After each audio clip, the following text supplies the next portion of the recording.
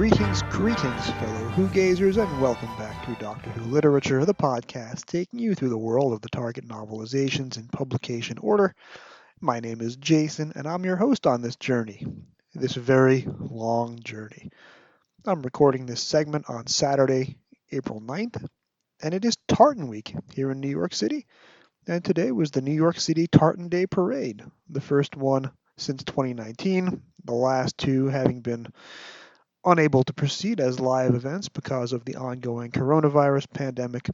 This year, the Grand Marshal was Karen Gillan, who is incandescently hot these days.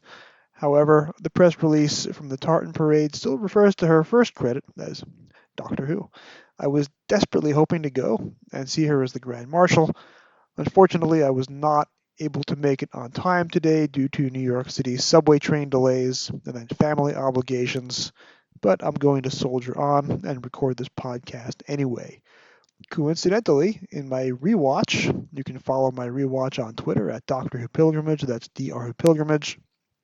I am up to the end of Series 5, the 2010 series, the first Stephen Moffat series, and I just watched Vincent and the Doctor, which features a lot of Scottish accents between Karen Gillan and Tony Curran.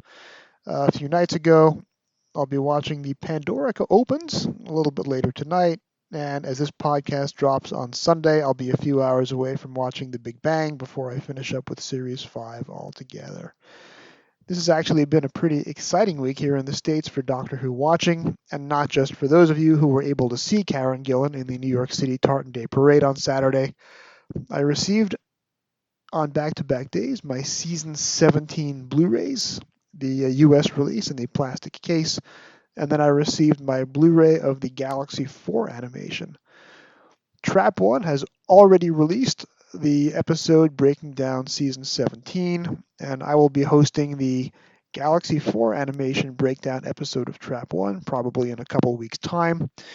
And I had the chance to watch the color version of Episode 1 of Galaxy 4 today and listen to some of the audio commentaries, Toby Hadoke, Maureen O'Brien, Peter Purvis. It is great to hear Maureen O'Brien on the audio commentaries, by the way. She has a lot of strongly held opinions about an episode that was shot 57 years ago, and it's wonderful to hear. And I can't wait to hear the rest. I know she's back on the Episode 4 commentary as well. The color animation for Galaxy 4 is gorgeous, especially the outer space stuff. And it's interesting to watch. I did the Hartnell portion of my pilgrimage between October and December 2020. That's now just about a year and a half ago. And I'm very much now more used to the visual language of the new series. So it's interesting to go back and watch the first 6 minutes of Galaxy 4, which is how long it takes the Doctor and Stephen and Vicky to exit the TARDIS. It's a very different pace. But having the color animation certainly helps bridge that gap, as well as the return of the text commentaries, which is something I really wish they had done for the new series box sets, which they haven't. Maybe one day we'll get classic series episode notes, production notes, the same way that we get for the classic series box sets. Now, this week, I've also booked an upcoming appearance on the Doctor Who Target Book Club podcast, the original.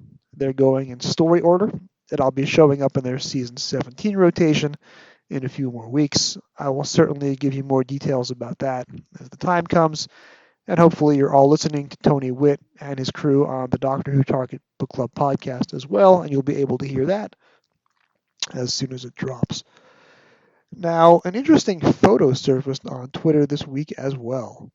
A Twitter user named Andrew Orton, at Andrew Orton, has been posting set photos from the classic series. This week he has posted sets from The Five Doctors and from the Ark in Space. These are overhead views of the studio, I assume shot from the lighting gantries, so you can see all of the sets laid out in the various television center studios. And it just brings back so many memories. You can actually, in the mind's eye, see Peter Davison and the other characters in the Five Doctor sets, or in Tom Baker in the Ark in Space sets.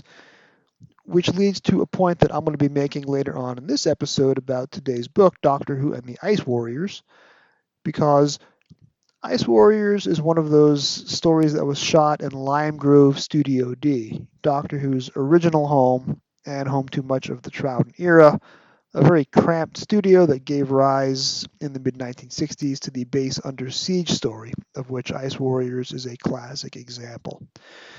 That means that Ice Warriors is an ambitious visual story.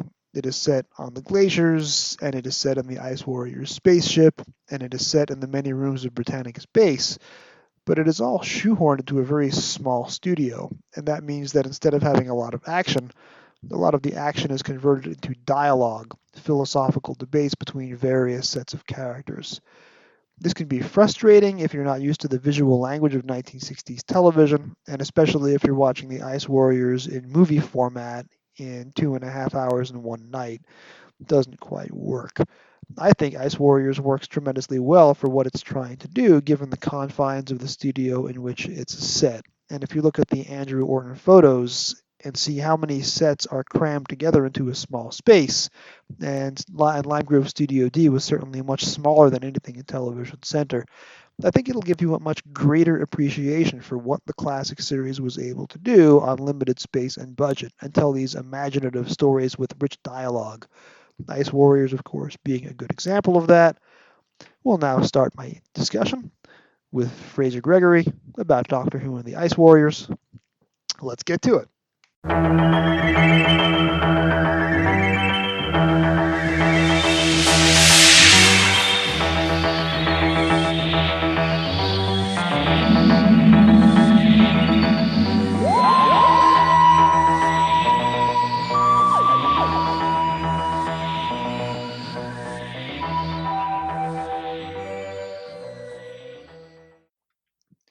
And welcome back to episode 21. And I have a returning guest. This is famously the Doctor Who story with Angus Leaney as the short, hairy, northern Scottish scavenger. So, who better to join me for this recording? He's hairy, he's northern, he's Frazer. Frazer, welcome back to the show. Welcome. Thank you, Jason. That's a brilliant introduction. I'm not quite that northern. I'm not quite north of the wall, as we would say. I'm not quite a wildling, but yeah, not far off. I just vividly remember when you were on one of the Trap One episodes talking about the Flux. You were talking about Carvanista, who's also hairy and northern. So the Yes. phrasing has stuck in my head. So Yeah, area northern. That'll be me. That'll be me. But yeah, thank you very much for having us back. It's been it feels like thousands of years ago, trapped in the ice since we were last talking about the Sea Devils. So it's really great to be back. Thank you very much. now you've awakened and you are back to conquer, and I have to figure out if your engines are radioactive and will clash with the podcast recording device. No, I think my engines died a long time ago, so you're quite safe. I had you on for episode 9, as you mentioned, Doctor Who and the Sea Devils. That was about 3 months ago by Showtime, and hopefully we'll get you back for a return appearance that is not quite so far down the road. I'm happy to announce that I am now booked just about 6 months in advance. It's been a while because you've managed to get quite a good range of people on this podcast. It's really impressive. Well done. Thank you. And you gave me a big shout out on a recent episode of Gallifrey's Most Wanted, the Runcible Report. You see, my podcast stack is now about 6 or 7 weeks lagged. So I just heard you and Simon on Runcible Report, and you and Ross both mentioned being on my show in your recording. So I was, even though I heard the shout out 6 or 7 weeks late, I very much appreciated it. Not up. I'm glad you're managing to get caught up eventually. Every week I fall further and further behind. I've got to have to. It's a slippery slope, isn't it? Once you start, you start listening to one, and then another one piques your interest, and so it just builds and builds until you've got no time left, and all you're doing is talking about Doctor Who, or reading Doctor Who, or watching Doctor Who, or listening to someone else talk about Doctor Who. And I make it a rule that if I have like back-to-back Doctor Who podcasts in my queue. I will save one for the next day and listen to something else non-Doctor Who in between, Yeah. because otherwise my brain gets inundated. For example, I know that I listened to you and Cy on an episode of Runcible Report, and it was only in the last 2 or 3 days, and I can no longer, for the life of me, remember what the topic of the episode was. Was it the season 22 box set that we were Yes, that was the discussing? one, the season 22 box set preview, because the box set Yes. hasn't actually been released yet. No, no, and it's still no closer to getting it by the look of it. I think the last I read on the internet was possibly June for that, due to staff shortages in the factory where it's made in Poland. Obviously, the war, the situation in Ukraine affecting them as well, and COVID is knocked that back. So it's potentially June for that one. Yeah, my last Ukrainian grandparent fled the country in 1905 after a pogrom and landed in New York. So I may still have distant Ukrainian relatives left behind, but I would have no way of knowing. Yeah, So I don't know if I still have people in that fight, but it's a horrible situation it to is. follow, and I'm just really glad that the Ukrainians have put up the fight they did and have, for the moment, driven the Russians out. Yeah, they've done a great job, but like you say, it's a horrible situation for everyone, and obviously my thoughts and support are with everyone in the Ukraine at the minute having to deal with that. So I'm actually supposed to receive today. Here I am doing a ham-handed segue to a happier topic. I'm supposed to be receiving both the season 17 Blu-ray, the US edition in the plastic case, and the US edition of the animated Galaxy 4. So the Galaxy 4 was supposed to arrive on Tuesday, and I keep getting apologetic emails from Amazon that they haven't been able to deliver. So it's not here yet. And my season 17 is supposed to arrive, but it's not here yet. So if Yeah. at some point the doorbell rings during this recording and I have to pause you, it means that my season 17 has arrived, and I have to Well, run down and grab it from the Amazon delivery worker. that's absolutely fine. You can leave your podcast in safe hands with me, much safer than Mr. Ford. Yes, I left Mr. Ford in charge of the show for 1 minute so I could pull my copy of Enlightenment out of the back bedroom, and he took liberties with the recording format. What can I say? You invited him on, you left him alone. What else was I, going to happen? I should have known better. I should have known that you do not leave a guy like Joe alone with the microphone. Oh, we love you, Joe. We really do. But we are here today to judiciously discuss Doctor Who and the Ice Warriors, the March 1976 novelization, and sadly, the final bit of Doctor Who fiction that Brian Hayles ever put to paper. Now, Frazer, before we started recording, you and I played a game of I'll show you mine if you show me yours. And we discovered that we have very, very different quality copies of the novelization. Yeah, So I have the 1984 reprint, the sixth edition, which is the first version that was sold commercially in the States, distributed by Lyle Stewart Enterprises. Lyle Stewart is a fascinating figure, by the way, heavily involved in the mythology of Mad Magazine. And I guess he spent the later part of his career trafficking Doctor Who books to the United States. It's an odd pop culture junction. But I have the blue logo, which is unusual because when you're looking at the Ice Warriors, you would expect that a green logo is aesthetically pleasing. But you have this bright blue logo over a dark green Bernard Bresslaw. yeah. And I have the original back cover blurb was not updated for the 1980s, as some of the back cover blurbs were. But you have, I believe, is yours a second edition? No, I think mine's the original. Ooh, Um, the original. to be honest, looking inside the cover there, it is got the 1976 copyright with no other years in it. Looking at the also available in the Target series, it goes quite just up to Dinosaur Invasion. There's nothing after that, so this is looking like the original version to me. A lot of the 1984 books in the back have a list of upcoming titles, but this book ends with the last page, page 144, and there's no buffer pages going to the back cover. It just ends flat. Yeah, snap. Same here. There's no uh, list of what books you could buy. But your copy also has a border around the front and the back covers, which is very rare. I don't think I've ever seen that on any of my targets. Yeah, yeah. Media just helps frame everything nicely. I'm glad that we've both got the Chris Achilleos artwork on the front, which is Bernard Breslau's Ice Warriors jazz hands. With Um, the remarkable sonic waves coming out of his claws and menacing a screaming Deborah Watling. yeah, it's iconic, that isn't it? That well, the cover itself, but obviously that pose from Debbie Watling The screaming in famous terror. publicity photo. Although, to be fair, Yeah, that might be Sonny Caldinez and not Bernard Bresslaw, because Sonny Caldinez was the ice warrior who menaced her in the ice tunnels. did he not have um the more dome shaped helmet though? It's interesting because in episode 1, Bernard Bresslaw is wearing the dome-shaped helmet, but after the cliffhanger, he reverts to the regular helmet. And then somebody else wore that strange helmet. I'm not sure if it was Sonny Caldinez or not.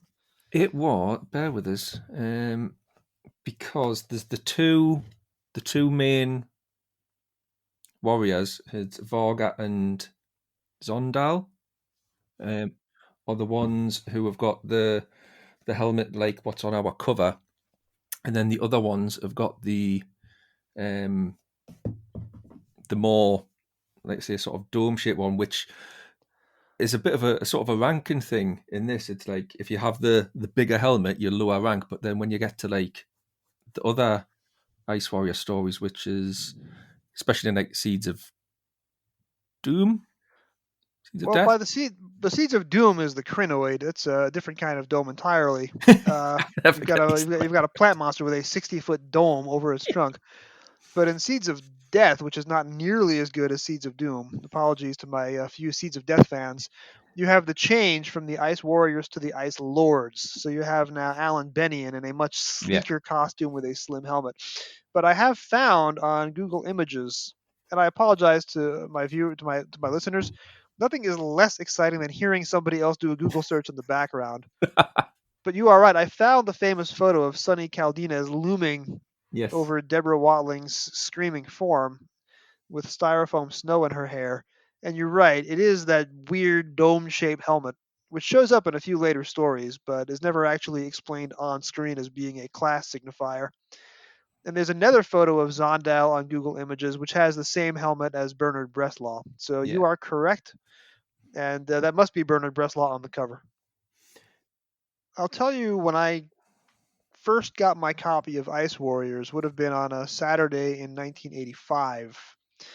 At this point, I'd already purchased the program guide by the Lafissiers. I'd been a Doctor Who fan for less than a year, and I knew that Ice Warriors was one of those stories that was classic and iconic because it introduced the Ice Warriors who kept coming back and back throughout the 1970s. And when I got the book, I brought it home and I started reading, and I kept reading and I kept reading.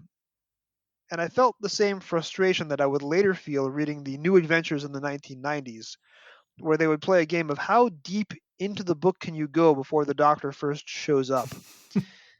And I vividly recall the TARDIS does not show up until page 17, which isn't as bad as it sounds because the book starts on page 7. yeah, But you're waiting an awfully long time, and it's actually page 18 the TARDIS shows up. So you're waiting 11 pages before you get your first glimpse of the TARDIS crew, which means that these guest characters that I never would have heard of are doing a lot of heavy lifting until the Doctor and company actually show up. Regardless, this is a book that I've read more than many other targets, and it's one of my favorites. And if you heard my discussion with Ross about Brian Hayles' other book, Doctor Who and the Curse of Peladon, and that was discussed back on episode 11, I think this is the better of Brian Hayles' two books. I think he cuts away a lot of the excess verbiage and a lot of the unnecessary adjectives and a lot of the run on sentences. And this was a much leaner and meaner story where Curse of Peladon keeps adding scenes. This one takes away a lot of scenes yeah. and makes for a much tighter final project. So, from your point of view, when did you first read the book? What was your initial reaction? And now that you've had a chance to watch the surviving episodes, which are finally available commercially, and the animated episodes 2 and 3, How does the book now stack up to the original TV story? So I first read this book last year, in preparation for discussing this story on Trap One when the vinyl was released, and me and Mark and Pete Lambert got together to talk Ice Warriors. So because I hadn't seen the televised version at that point, I thought, but I had the novelization thanks to the gift I've mentioned before from Michael that I work with. I thought I'll read the book first and then watch the televised version, because so many people have done that, have grown up doing that. I thought this is my real opportunity. There's not that many classic stories I haven't watched yet, so this is my real opportunity to do what everyone else has done through their childhood, and get introduced to it with the target, and then go into the televised version. So, like you say, the book is really really fantastic, and I think I flew through this in one Sunday afternoon, or couple of days, but certainly the bulk of it was a Sunday afternoon, just page turning and going through. And you said you like to spot when the Doctor comes in. I was trying to spot the cliffhangers, trying to see where the episode endings would be, and before I went and then watched it, and I think it gave us a really good understanding of the story and what was going to happen. And then watching the televised version, I think just sort of enhanced that, because the televised version does have a secret weapon, which unfortunately the Target novelization is never going to have, which is Dudley Simpson. Yes. Um, The jazzy score with the vocals yeah, over the opening titles as yes, the blurry ice comes into focus and the enormous number 1 or 3 or yeah, 4 comes on screen. When I was reading the book as a kid, I tried to read the equivalent of 1 episode a night, and I knew that Ice Warriors was 6 episodes long, so I tried to read it over 6 nights. Because one of the friends who got me into Doctor Who was doing this. He was trying to read an episode a night, but of course, for these older stories, we had no idea where the cliffhangers yeah. were, and it was not until 1996 when I actually got a bootleg of the surviving Ice Warriors episodes. But thanks to, I think it was the Jeremy Bentham chapter in A Celebration, which is the Peter Haining book, the 20th anniversary book. Jeremy Bentham did the chapter where he does a capsule review of every Doctor Who story from seasons 1 through 20 up through King's Demons, because 5 Doctors had not yet aired and wasn't in the book. Mm-hmm. For his capsule of Ice Warriors, he specifically mentions, and I almost remember the line verbatim, he says that the episode 2 cliffhanger is about as graphic as Doctor Who ever gets, where Varga is beckoning his frozen comrades to awake from the dead. I'm like, now I have a clue. Now I know where episode 2 ends. The problem is, episode 2, the cliffhanger, occurs more than halfway through the novelization. So that means you're cramming 2/3 of the story into less than half of the text. So come to find out, the episode 4 cliffhanger takes place in the middle of a sentence. It does. It does. And the episode 3 cliffhanger isn't actually there in the text. I couldn't Now, find it. refresh my memory. I know I watched this story about a year ago when I got to the pilgrimage, the Troughton part of the pilgrimage would have been about February of 2021. What was the episode 3 cliffhanger? It's completely vanished from my memory. The episode 3 cliffhanger is Victoria has escaped from the Ice Warriors. She's been captured by Varga, took into the Ice Warriors spaceship. She has then managed to escape and got a hold of the communicator. Auden has been killed outside, so she's escaped, got his communicator, and is talking with the Doctor and leader Clent. And the cliffhanger is that Varga and Zondal are going to destroy her with the sonic cannon. That's the cliffhanger. Yes. The resolution is basically that Varga decides, no, actually, we'll keep her as a hostage, we'll keep her as bait. I've changed my mind in the intervening week, and we're not going to zap her. But Just looking through the text here, it just doesn't happen. She talks to them. The Ice Warriors are listening in. They decide not to kill her, go out and send someone out to capture instead. So that whole cliffhanger is just missing from the text. The episode 5 one is intact, but like you say, 3 and 4 are just very glossed over. My take on mid-60s Doctor Who is that Lime Grove D, their little tiny home studio, was the show's superpower, because you couldn't do any action in Lime Grove D. There was just not enough room for any sort of corridor chase whatsoever. So you have to get the drama out of the words. So Ice Warriors is ambitious because you have this large base, you have a snowscape outside, and then you have the Ice Warriors ship. And they weren't doing this in modular fashion like they would in the late 70s and throughout the 80s, where they do, 2 days on one set, strike it, come Yeah, back a week later and do the other set. So they were doing all this in the same studio at the same time. So most of Ice Warriors is characters standing around debating ethics, either in the base medical center or in Angus Leaney's plant museum. yeah, Now, as I'll talk about during my review and breakdown later in the episode, a lot of those conversations are trimmed and removed from the book, because if nothing is less exciting than listening to a guy doing a Google search in the middle of a podcast, little else is less exciting than reading a long circular debate. So it's fun to watch two monsters debate whether or not to kill Victoria, and then conveniently change their minds in order to resolve the cliffhanger. That's how you do a story in Lime Grove D, yeah, and that's what makes 60s Doctor Who so wonderful. It just doesn't fly in a book.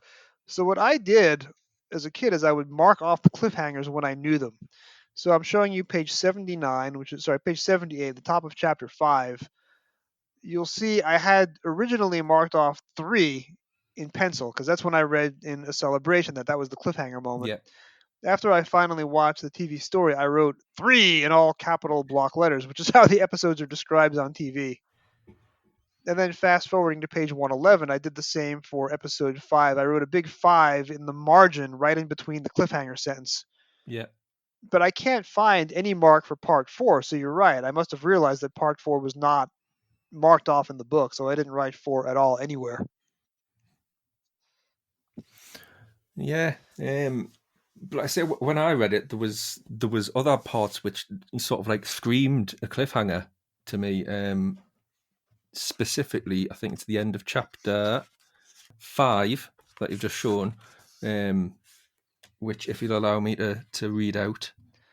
I want a dramatic reading by Frazer, yes. For once, Arden didn't need Clint's warning.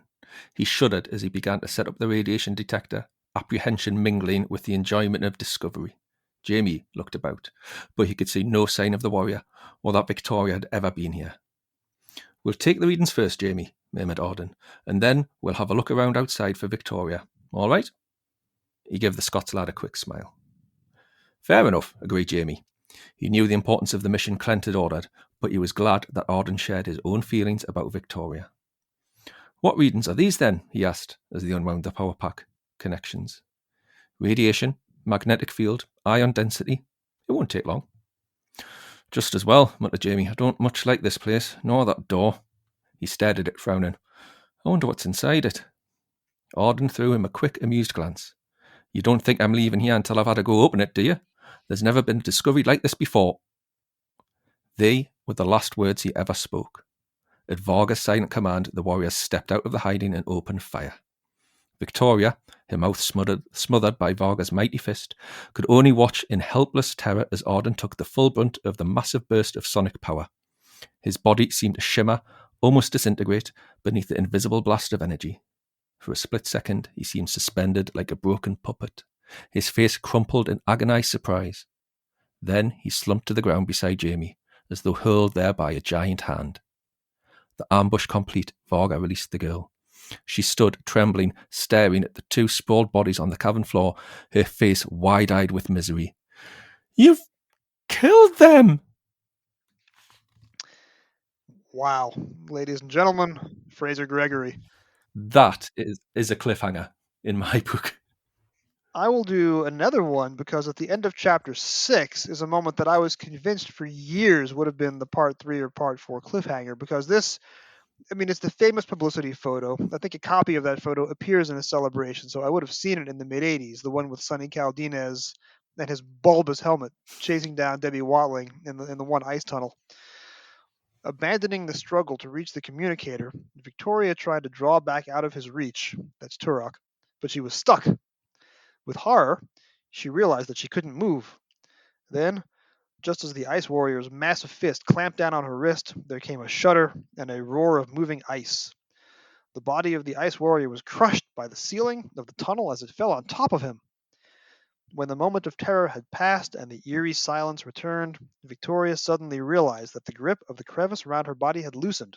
She could move. Now was her chance of escape, before another movement of the glacier brought down an avalanche of ice on top of her, too. And then she discovered the grim truth. Her puny strength couldn't budge the grip of Turok's mighty fist. Even in death, he held her, a prisoner, in the heart of the moving mountain of ice. That should be a cliffhanger. It is written like a cliffhanger. This is the bottom of page 101, top of page 102. It's the end of chapter 6. And I want to point out to you, in case you missed it, Frazer, every single sentence in that paragraph ends in an exclamation point. This is DC Comics style writing where every bit of punctuation is an exclamation point, sometimes two. It's And there are some periods in the paragraphs above it. It's a 3 paragraph section, but every single sentence is an exclamation point. That is desperate to be a cliffhanger. And it isn't. no, but it is. It's both of those are screaming to be. You know what happens next. Watch next week to find out how we get out of this. But it's not. When did you first watch the surviving video of the Ice Warriors? Is it when the DVDs came out, or perhaps when the original VHS release with the cut down episodes 2 and 3 came out, or at some other point in your fandom journey? It was after I'd read the book. So again, last year I read the book first, thinking I'll read the book and then I'll watch all the episodes. So I hadn't seen a single episode, a Wow. single bit of footage. All I'd seen was obviously that picture of Sonny Caldina's menacing Debbie Watling. So it was a completely new experience watching that after reading the book. I watched it on BritBox. So we got the the animation, the two animated segments for 2 and 3, and the surviving footage. I recall my disappointment when I learned that episode 2 was missing because ever since I read that Jeremy Bentham chapter in a celebration, I was desperate to see that moment in surviving video when Varga asks his comrades to awake from the dead, and it's gone. I'll tell you when I first saw Ice Warriors, and if you dig deep enough back in the Rec Arts Doctor Who archives, I probably wrote a review at the time. But in the summer of 1996, it was in between my first and second years of law school, and I moved back to Baltimore to take on a judicial internship with Judge Burns in Baltimore City. And I was living with my ex fiance, who at this point was dating somebody else, and that was incredibly awkward, as you can imagine. It's And the guy that she was dating, he was involved in what was then an annual Baltimore sci-fi convention, right? So she went with him to the convention as his guest, and as a small remaining courtesy to me, she found in the dealer's room a bootleg VHS of the Ice Warriors with a handmade cover on the big plastic VHS clamshell cover to make it seem as if it was a commercial release. So I got this blurry nth generation bootleg VHS copy of episodes 1, 4, 5, and 6. So I watched it one evening when I was home alone, and what shocked me was that there was so much of the story that wasn't in the book. Because at this point, I'd had the book for almost a dozen years, and I'd read the book probably a dozen times. And I was just shocked that there was a whole sequence where Penley and Jamie are dodging menacing stock footage of bears and tigers and what have you. Plus the novelty of seeing the episodes, not episode one, not part one, but Yeah, one in all one. capital letters. It's funny you should say about the stock footage of the bear, because that's not actually stock footage. They actually hired a bear to film on the set for. They actually hired. Now, was this in Ealing or was this in Lime Grove D? I believe it was Ealing, Wow. but it was brought in especially for that sequence. So when Brian Hayles kind of chops it out the book, you think the poor bear.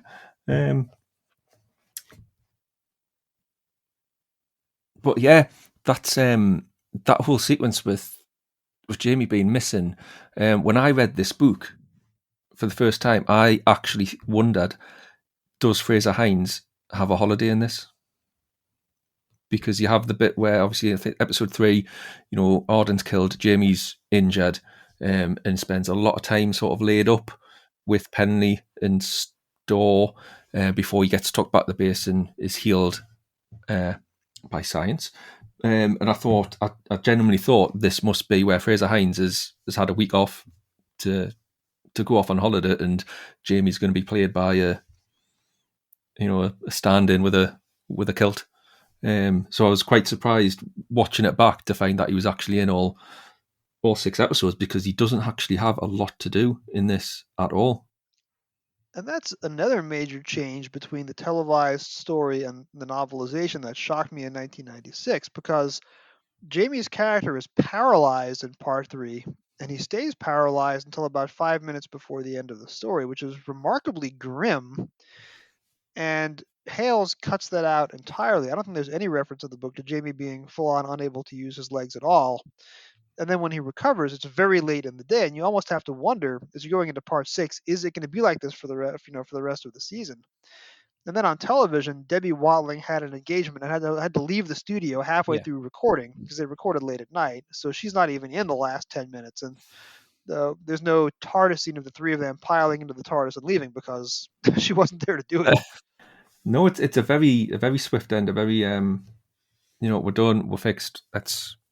Let's fly off. I quite like it, to be honest. I think it's um, a nice visual of them looking around and just seeing the TARDIS disappear. It's curious who actually put it back the right way up, because when it lands, it's upside down on its side. So who's actually put the TARDIS back up for it to leave like that is never explained. But it's still a nice way to end the episode.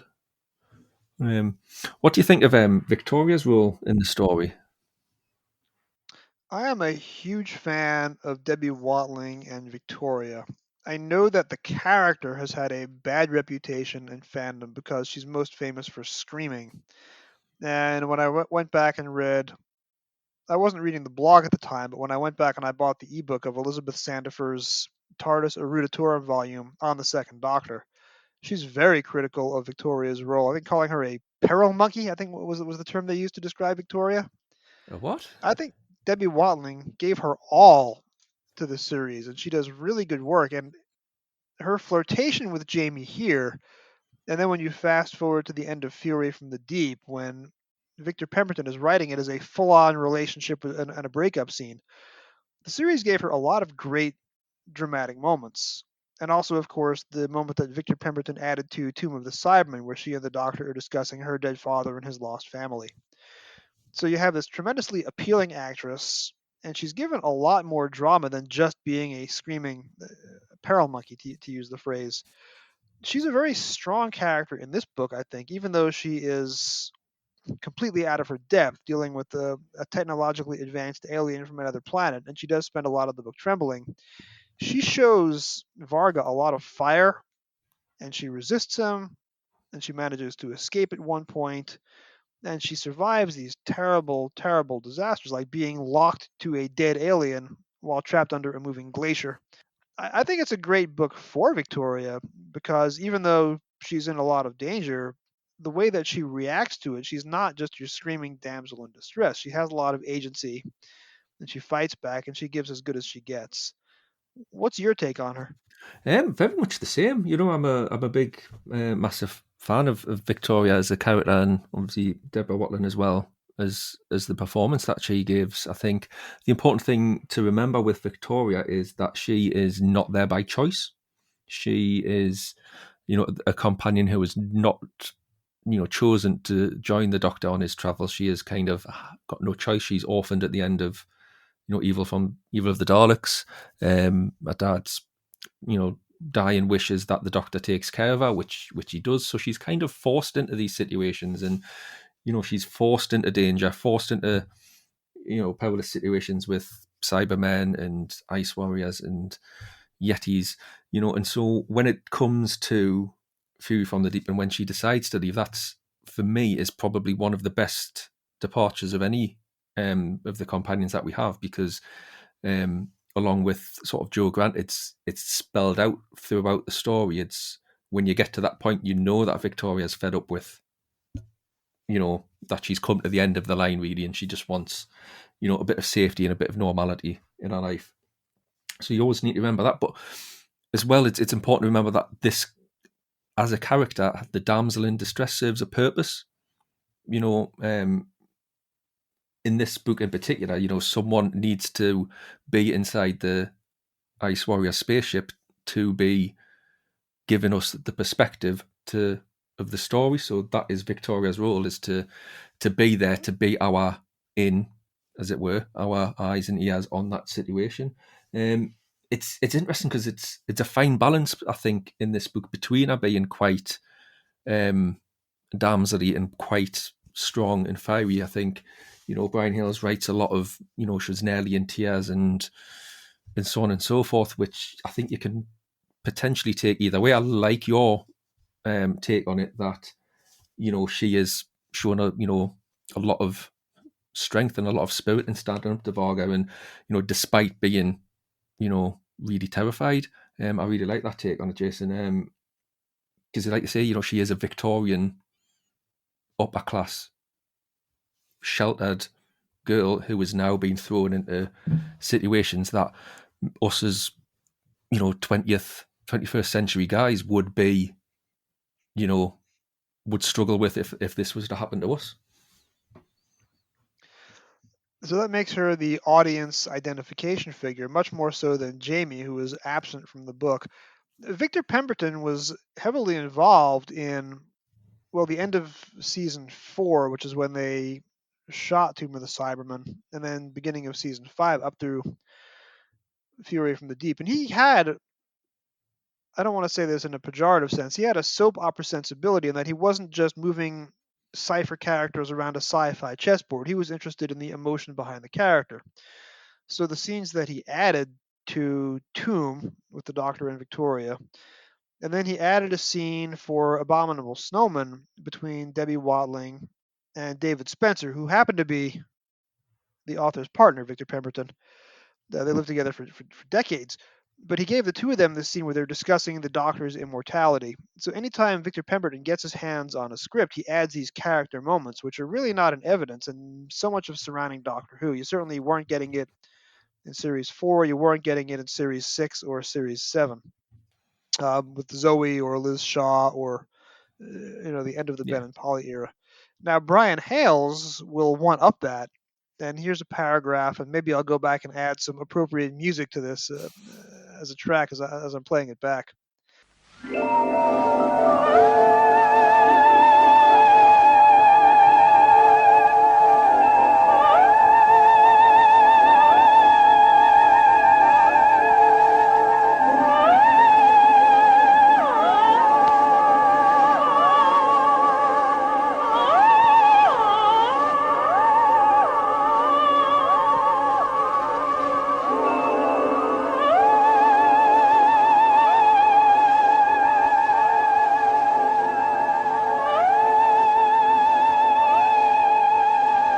In the laboratory, this is page 45, Jamie had at last given Victoria a turn in the vibro chair. As the almost imperceptible tingling began, she closed her eyes and smiled with childish delight. I mean, hello. I think Brian Hayles was enjoying himself a little too much there. Right. So coming into this, I had marked out a couple of passages which I wanted to read out. You've went with the bottom of chapter 45. I've actually went with the preceding page on page 44. And I realise I'm probably going to get a few Brigadier gifts and stoppits out of certain people for this, but half playfully, she struggled to prise Jamie out of the vibro chair. Not because the doctor had told them not to touch it, because she dearly wanted to have a go in it herself. Me first, she shouted, then gasped as she felt the machine tingle into life, switched on by Jamie's eager hand as he relaxed into the chair. The eager hands of Frazer Hines. If you want to see more of the eager hands of Frazer Hines, watch any scene where he feels up Wendy Padbury in season 6.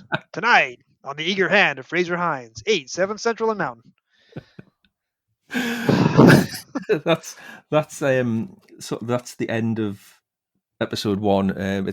It's very different in the book. Jamie mentions the outfits that everyone in Britannica Space is wearing, and is a bit flirtatious with Victoria as to whether she'd want one. There's nothing about tingling machines or Jamie's eager hands at all. Yes, he's teasing her about the short skirts worn by the base female personnel, Yeah. if memory serves me right. So how does this book capture Patrick Troughton? And I'll tell you what I mean.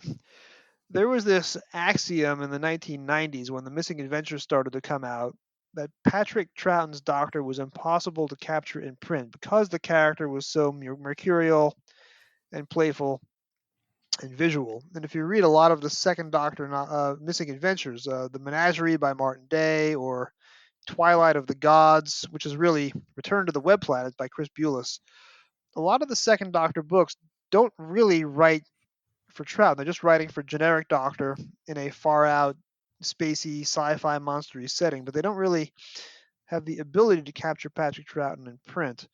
And those are authors that I have tremendous respect for in their other books, but Patrick Troughton is perhaps a bit of a tough assignment, especially when you're a relatively new writer.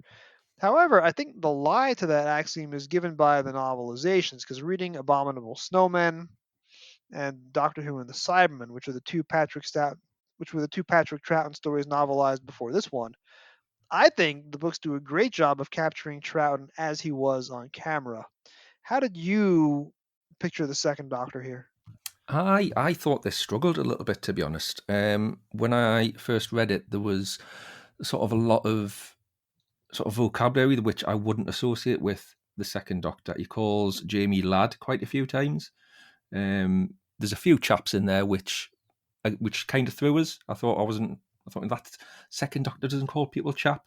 When I watched it, actually, he does, and it did feel quite natural. I was like, all right, fair enough.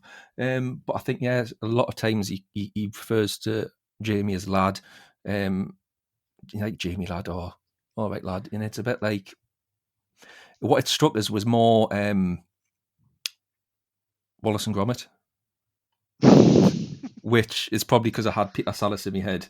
But the other the other part that I've marked out to discuss this is again, this is a scene, or a scene's there, but the dialogue is completely different from the book to what happens in the televised version, and it's where the Doctor and Clint's just kind of recovering from being attacked by Varga. They've realised that he was in the base the whole time, and now he's escaped with Victoria, so they all want to go out and search for Victoria, but Clint wants them to go out and check for the spaceship, and they're having a bit of argument on that. So the passage goes, "Of course," replied the Doctor, forcing himself to sound cheerful. "Now that all your gear's ready, you can set out at first light, and it isn't as if we don't know where he's going to go, is it?" Clint, now fully recovered, cut in sharply. "How many times do I have to remind you, Doctor," he snapped, "that we are not chasing monsters all over that ice mountain?" "You really are very dense sometimes, Clint, old chap," observed the Doctor. "With any luck, this creature will do our job for us. If there is a spacecraft, he'll lead us to it, don't you see?" "You really are very dense sometimes, Clint," is not a sentence I would associate with the second Doctor. That kind of really stuck out to me. And I remember when I was discussing this on Trap One last year, that someone on Twitter commented that at the time that Brian Hayles wrote this novelization, he'd been writing for the Third Doctor more, so he was more in the mindset of writing for the Third Doctor than the second, and I can see that a little bit, but it just, the would the Third Doctor even call someone a bit dense? I'm not entirely sure. I think the Third Doctor would have used much more stronger language because the Third Doctor is the Doctor who had a lot of his words supplied by Robert Holmes, which is where you come up with ham-fisted bun vendor and things along those lines. But Patrick Troughton's Doctor on TV spent a lot of time protesting in a high-pitched voice in a higher register than he normally used. So if you imagine Clint, you're really very dense. In the way that Troughton raised his voice when he was agitated, I can hear it. And there's also the moment where he is trying to awaken Clint using smelling salts that he dials from the machine. And he realizes that it's going to be stinky and it's going to bother Clint. And he gets a twinkle in his eye as he waves the smelling salts under Clint's nose. Anyway, that was very Troughton-esque. Yeah, yeah. I like the first scene as well, of the Doctor in the base. I know, going back to what you said at the start, that the TARDIS doesn't turn up for 10 pages. I don't think that's necessarily a problem, because there's a lot of world building needs to be done at the start of this book. When you're in the televised version, when you've got a script and you've got visuals, you can tell a story a lot, easier. You can, just put, Arden and Walters and Davis on the ice front and have a little bit of exposition, and you can watch and you can make it up. When you've got a novel, when you've got prose, you do have to be a bit more, you have to explain a bit more what's going on, in terms of there's an ice age and, this, that, and the other. So it does take a little while to get going, but I think that's just because there's a lot of world to build. But that first scene where the Doctor goes into, he has that the ionizer is not right just by listening to it, and he goes in and, he says there's going to be an almighty explosion in 2 minutes and 38 seconds, and that's a brilliant scene, and it's very well realized in the book as well. That really sings as well as something that's very Doctorish, which you don't always see with Patrick Troughton. You see him being more as the the Doctor who plays down his intelligence, but he really sticks it. He has a lot of technical dialogue, which is really quite on the money as well. So I love that opening part. A similar Troughton scene that I really enjoyed is when he is about to be expelled from the base and put on a flight to Africa to get away from the ice. And he's trying to persuade Clint to hire him on staff. And Clint starts interrogating him about how you solve the problem of the advancing glaciers.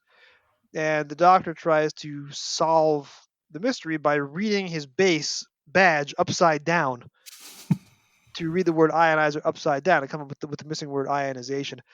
That moment is so tensely written. When I was trying to read the book over 6 nights and 6 episodes, I thought that was the part 1 cliffhanger, because it is a very tense moment and it occurs about 1/6 of the way through the book.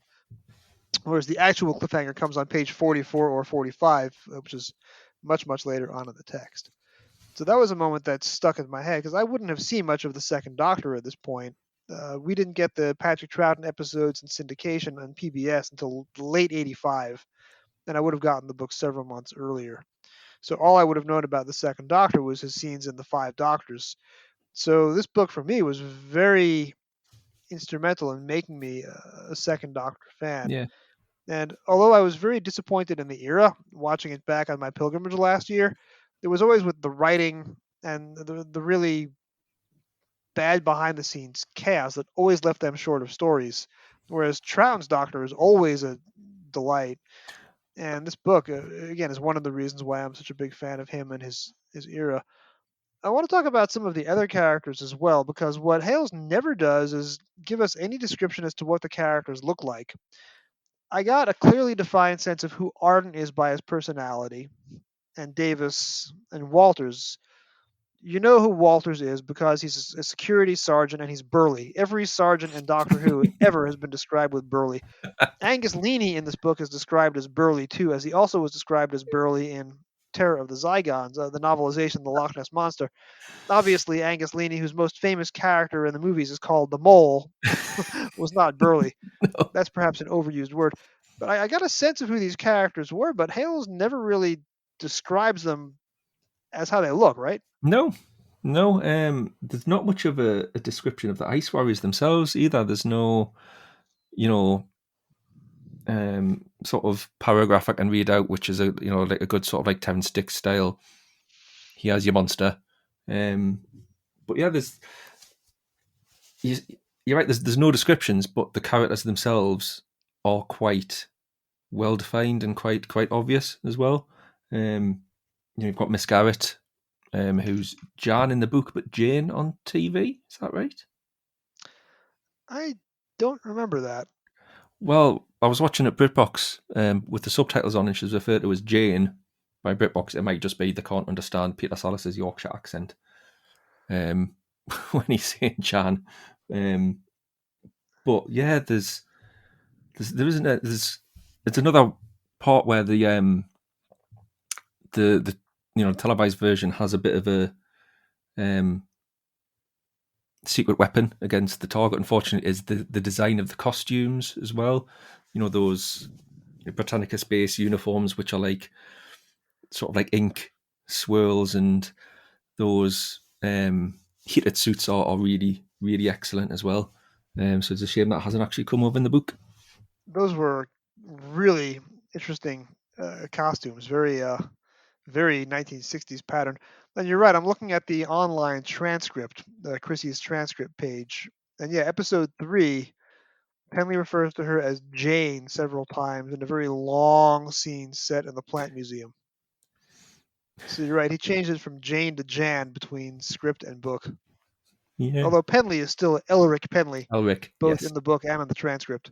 Do we get Clint's first name at all, or is it just those two that we get the first names for? I think his first name is Leader. He's only ever called Leader Clint.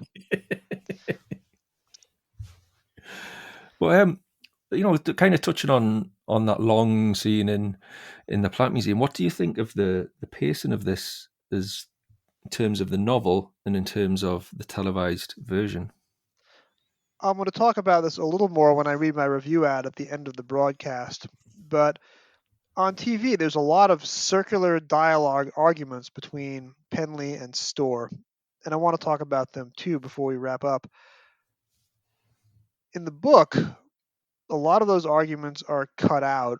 You definitely get the sense that Storr is kind of an antagonist. He's very opposed to science, and he's very much a back to nature kind of guy. I don't think the plant museum is described in the book as a plant museum the way that it is on TV. No. Angus Leaney is obviously not burly and not nearly as menacing as Storr's character in the book, who is scary and physically imposing. But in the book, Storr knocks Penley out, I think, in order to win an argument, which doesn't happen on television. On TV, they just argue and argue and argue. So Hayles cuts a lot of that out and replaces it with a fist fight, which is interesting because when I watched it on television, I got the sense that Storr and Penley were being coded as a same-sex couple. That was the impression that I got. It doesn't really come across so much in the book, especially because they have, physical. It becomes physically abusive, or one knocks the other out. But it is a different chemistry between the two of them on television as to what you get in the book.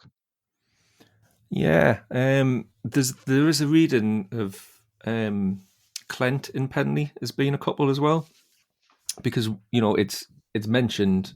Penley left. There was an argument. Penley left.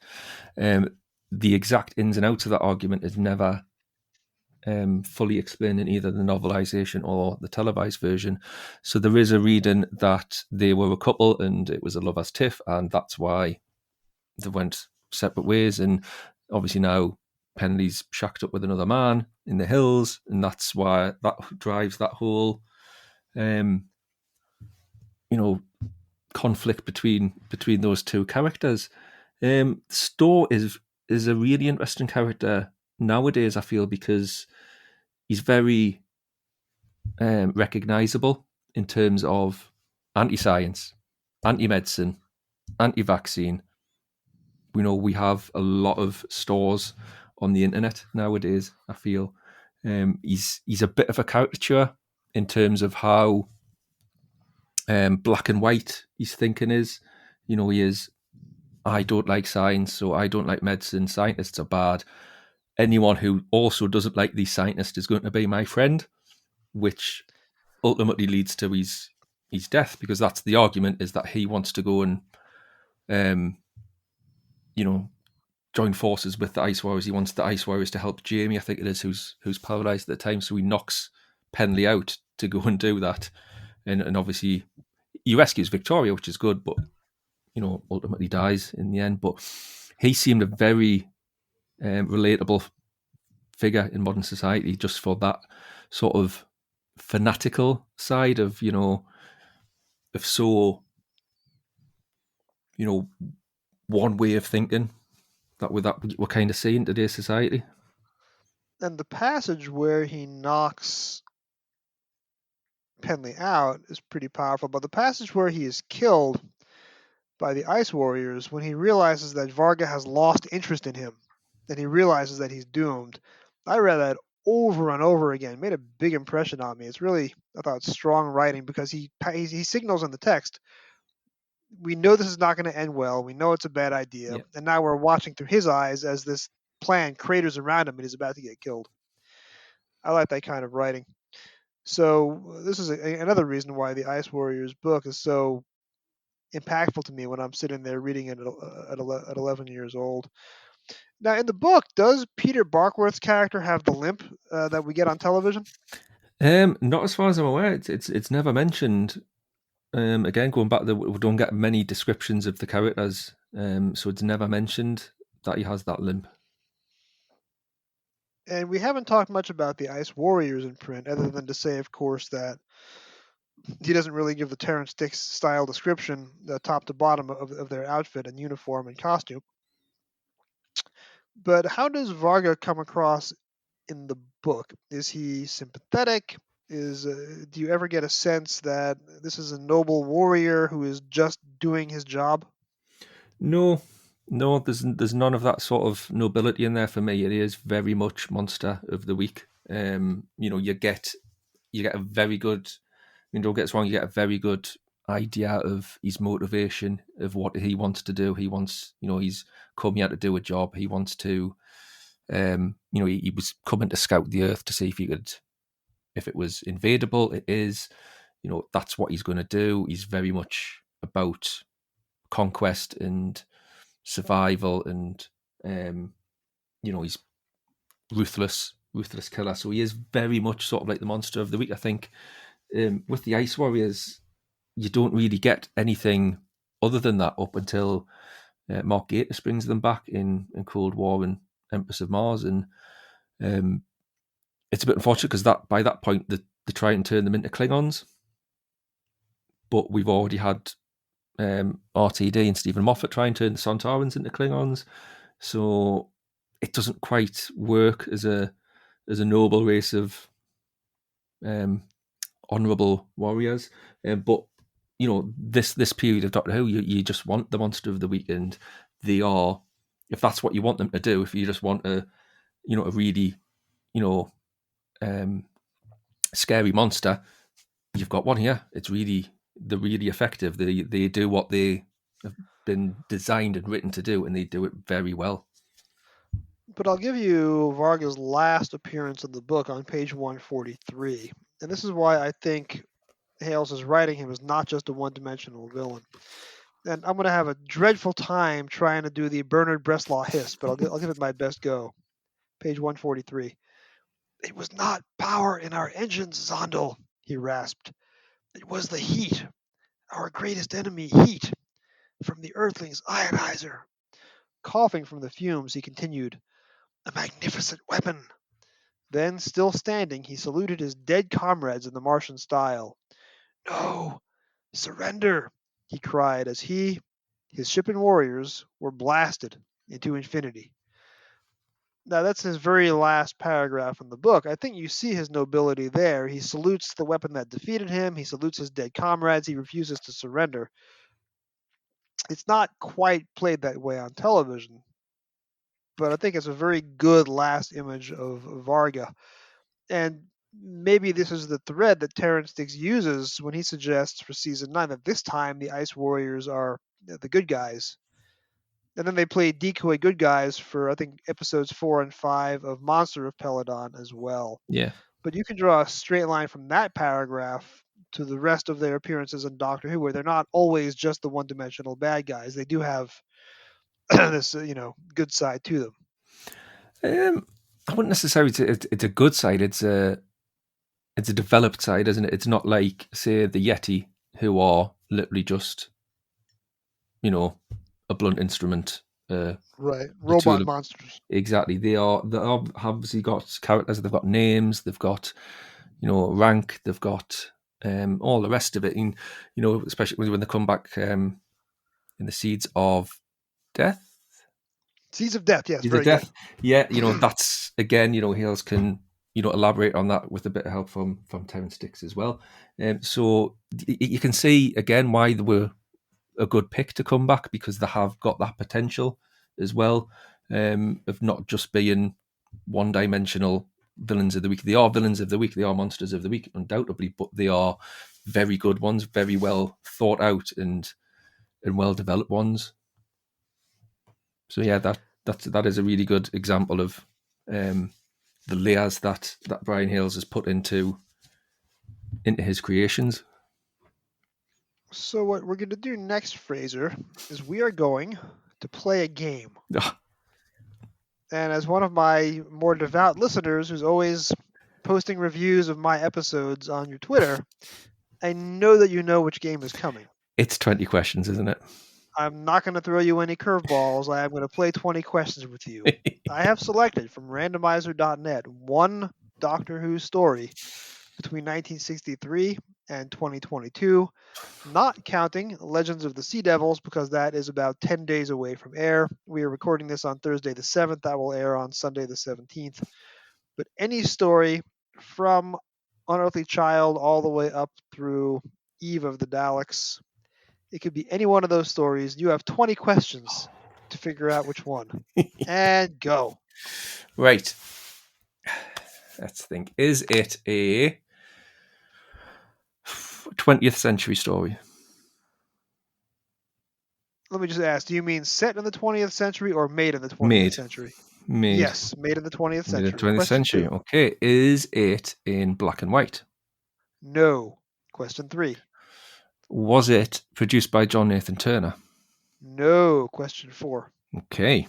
We're getting there. So, is it a Tom Baker story? Yes, it is. Question 5.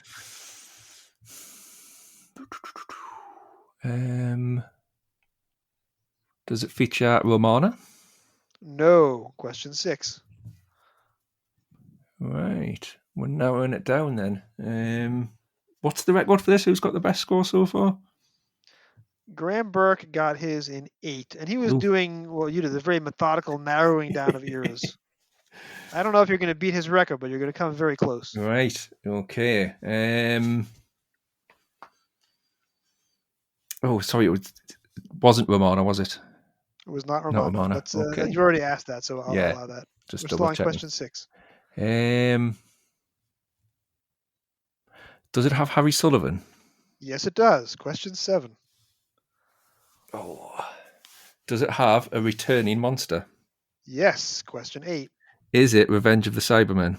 No, you do not tie Graham Burke for King of the Podcast. Question 9. Is it Genesis of the Daleks? No. Oh. Question 10. Oh. Hang on. Terror of the Zygons? I'm going to allow that question, but we said returning monster. They are not returning. That was their first story. So now we're on question 11. Oh, my word. Hang on. It's got Harry Sullivan, Returning Monster. There's only 3 choices, and you've already eliminated 2 of them. Sontaran Experiment. Ding, ding, ding.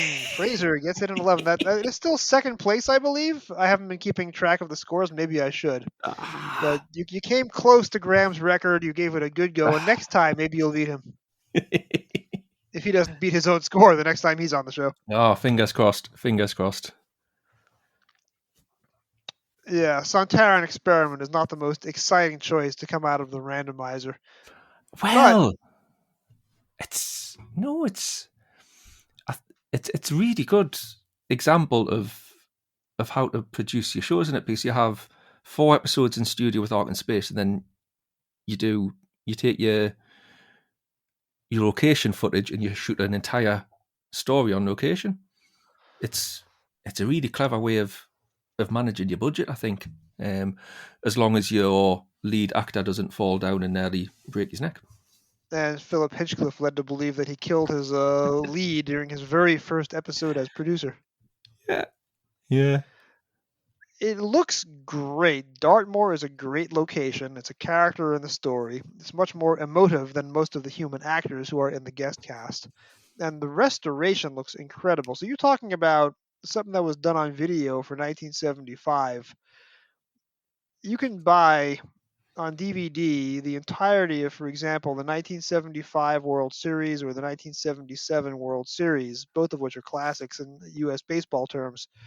But there's been no restoration done work on the video at all. So you get this bad quality degraded video from 40 years ago. The effort that Doctor Who puts into taking this video and restoring it, these things look as if they were shot yesterday, especially when you have the film, the videotape story on Blu-ray. So Tyrant Experiment looks great. yeah, I don't think the writing is great. I don't think the acting is great. Tom Baker has not quite recaptured the intensity of his performance from Robot.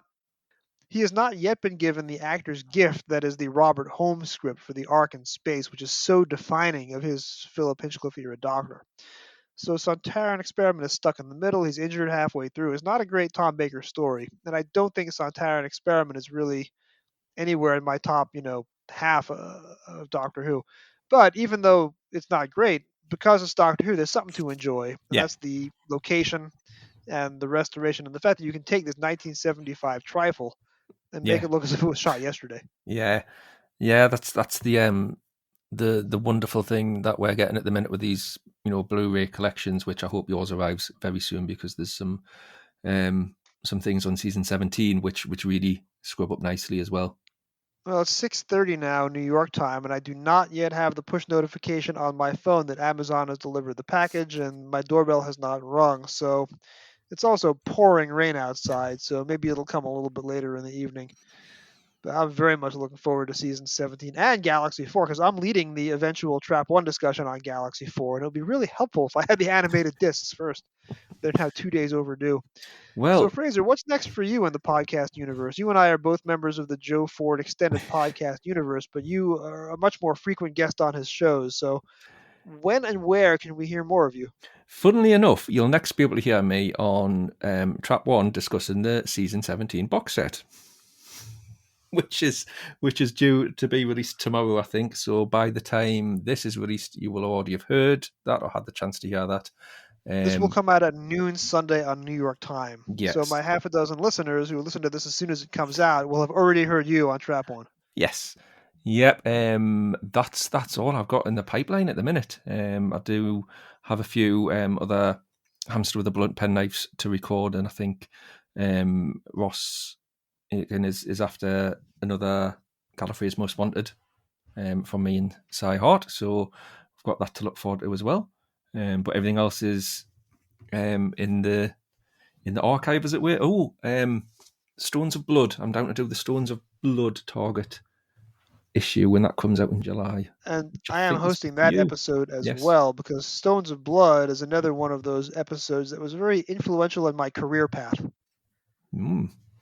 which I'll discuss more when I host that Trap 1 over the summer. Yes, 'cause that's not coming out until July, is it? So we've got a few months to go there, and then obviously, hopefully, before then, I will be back discussing another novelization with you. Yes, we will book you as soon as we finish recording. I'll put you into an open slot.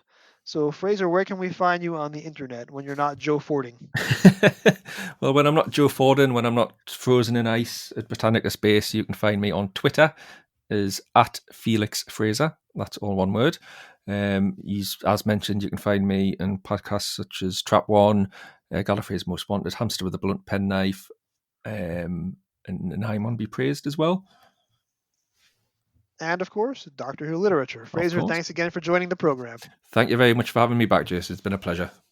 Good night now. Good night. Thank you very much. That's very civil of you. Oh, my word. You claim to be able to help us. No. I am sure I can help you. On certain conditions. You are our prisoner. It is we who set conditions. On the contrary, it is you who are the prisoner, and I can help you. Not on your terms. Bring in the girl. Now we shall have 2 hostages. Oh, what good will that do? You are buried alive in the heart of this glacier. Time is desperately short. You've got no time to bargain over hostages. Inside our spaceship, we are safe. And with you here, your base will dare not use their secret weapon against us. Weapon? But the ionizer is not a weapon. You know how it works. Yes, of course. It'll melt the ice and set you free. You're hurting me! Victoria!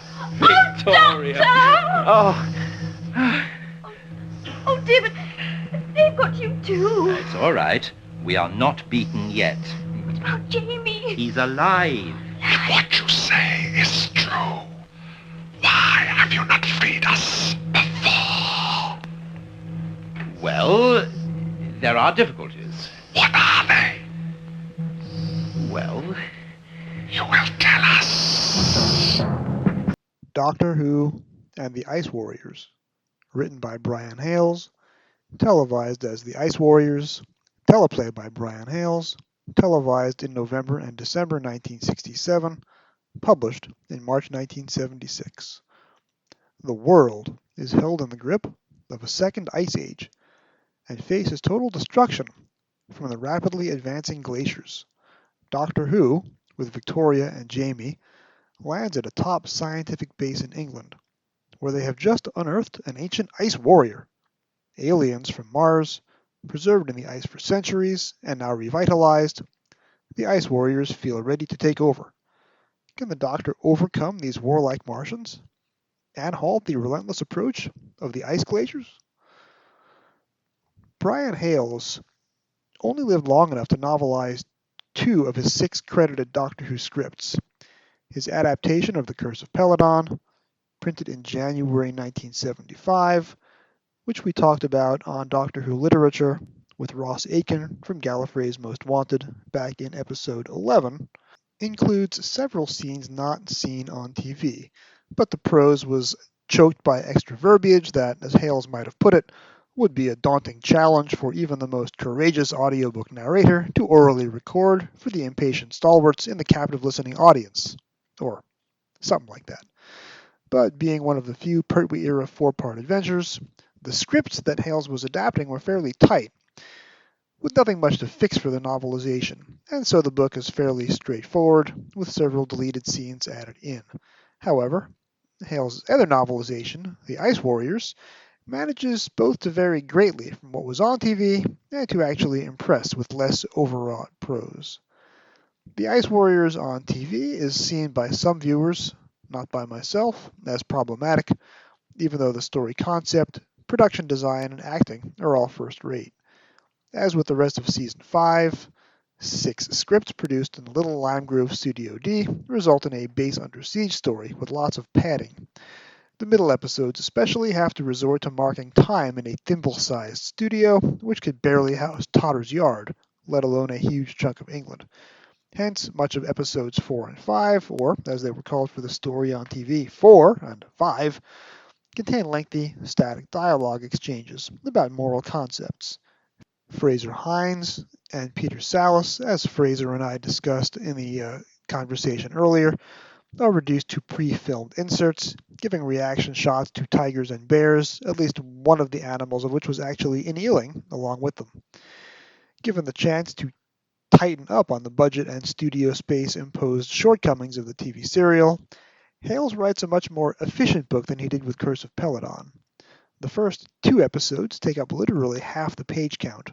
Varga's awakening at the end of episode 1 on TV comes nearly a third of the way into the book, and the episode 2 cliffhanger, where Varga exhorts his frozen comrades to awake from the dead, comes just after the halfway point of the book. Episodes 3 and 6 take up approximately about 1/6 of the page count. That leaves, you'll notice, very little space left over for episodes 4 and 5. The compression means that some of the flavor of the TV story is lost, but this is neither unfortunate nor fatal.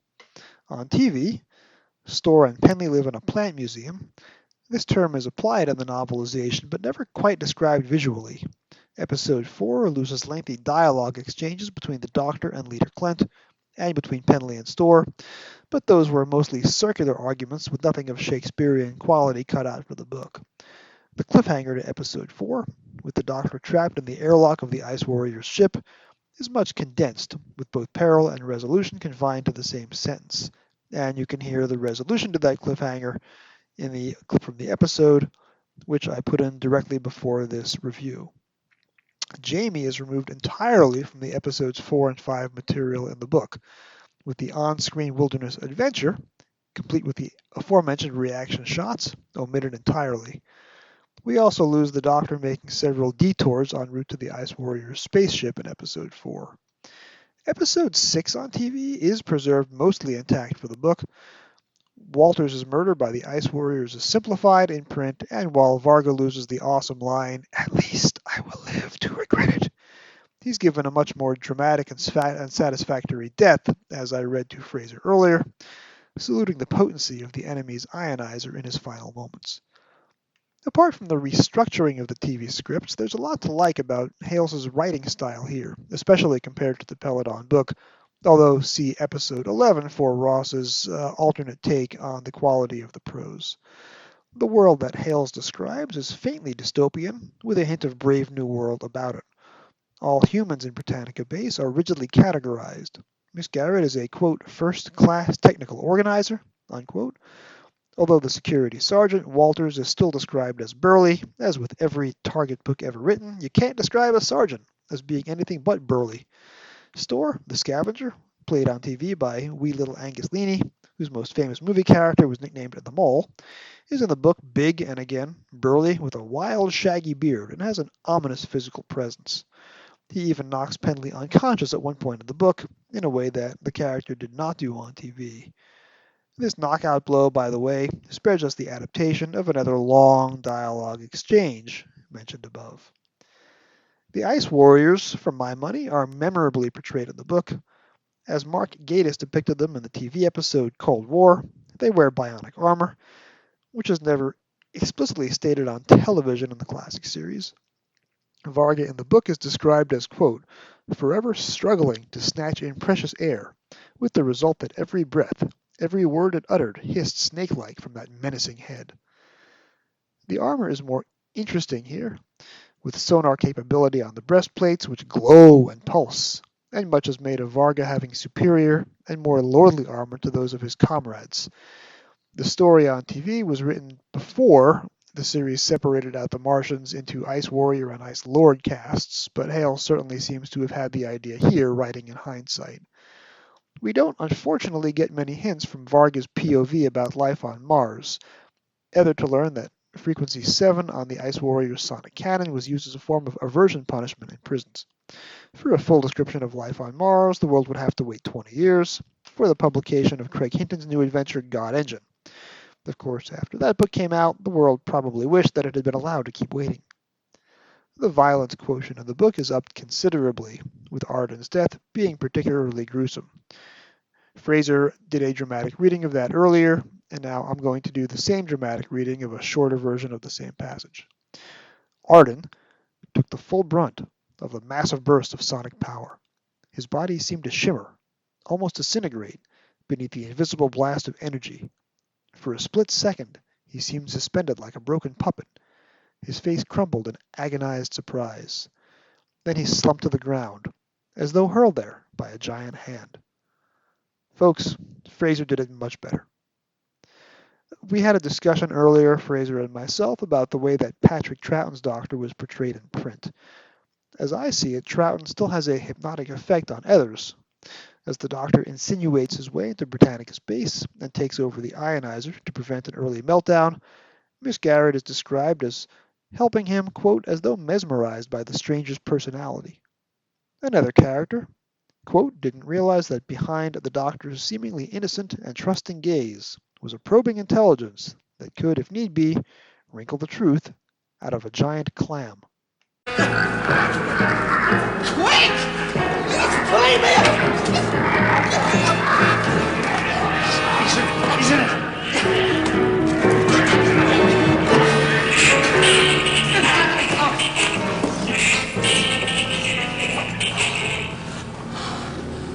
Jarvis' experiments. Magna Paloris. What?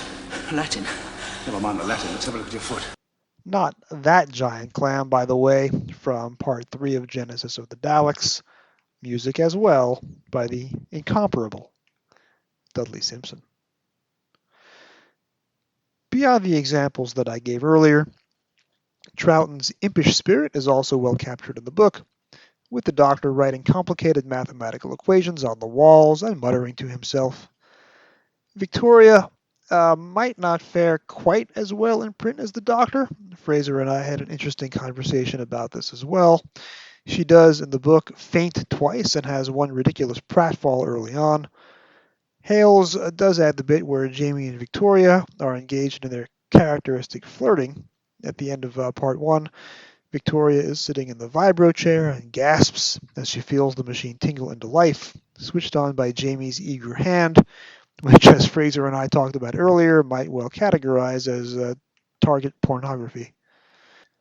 For this portion of the program, I've been reading my review of Doctor Who and the Ice Warriors that I wrote for the Ratings Guide. It was written in June 2018. Frazer and I gave a very thorough accounting of the book and read several dramatic passages out to one another, so I'm not going to be doing the longer breakdown that I've done for the earlier books in the Target series. That's our discussion of Doctor Who and the Ice Warriors. The remaining Ice Warrior adventures were not novelized until the 1980s, both by Terrance Dicks, The Monster of Peladon, and The Seeds of Death. Discussion of those books will come along much, much later in the Life of the Doctor Who Literature podcast. This is episode 21, as Ice Warriors was the 21st novelization published. The other books come out much, much later, so check back with me in a couple of months or years. No more inside information was coming, alas, from the Ice Warriors creator. Brian Hayles passed away, only 47 years old, in October 1978, before he could get to the other books in the series. Several new Ice Warrior tales have followed in the original novels from the 1990s, and then in the new series, most recently The Empress of Mars by Mark Gatiss from 2017.